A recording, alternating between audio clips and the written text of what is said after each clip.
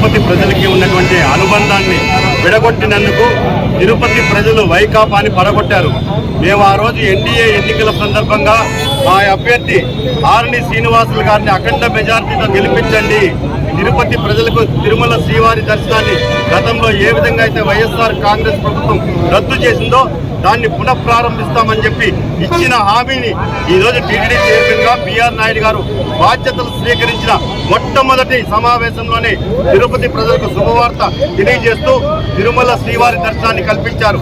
నేను ఒకటే చెప్తున్నాను, 5 సంవత్సరాలలో వైఎస్ఆర్ కాంగ్రెస్ ప్రభుత్వం తిరుమల శ్రీవారి సేవా టికెట్లని సినిమా టికెట్ల లాగా అమ్ముకున్నారు.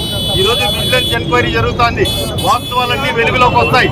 నేను తిరుపతి ప్రజల్ని ఒకటే విజ్ఞప్తి చేస్తున్నా, ఆ రోజు ఎన్డీఏ కూటమి అభ్యర్థికి ఓట్లేసి గెలిపించమని మేము విజ్ఞప్తి చేయగా వార్డులో మా బీజేపీ, తెలుగుదేశం, జనసేన కార్యకర్తలు ప్రజలకి ఇచ్చిన హామీని ఈరోజు తూచా తప్పకుండా మేము మాట నిలబెట్టుకున్నాం. కాబట్టి అతి త్వరలో తిరుమల శ్రీవారి దర్శనాన్ని తిరుపతి ప్రజలు ప్రతి నెల మొదటి మంగళవారం ఆధార్ కార్డు ఆధారంగా స్వామివారిని సంతృప్తిగా కడుపు నిండా దర్శనం చేసుకునే భాగ్యాన్ని కల్పించినందుకు టీటీడీ చైర్మన్ బిఆర్ నాయుడు గారికి, ఎన్డీఏ కూటమి నాయకులకు తిరుపతి ప్రజల తరఫున హృదయపూర్వక అభినందనలు తెలియజేస్తున్నామండి.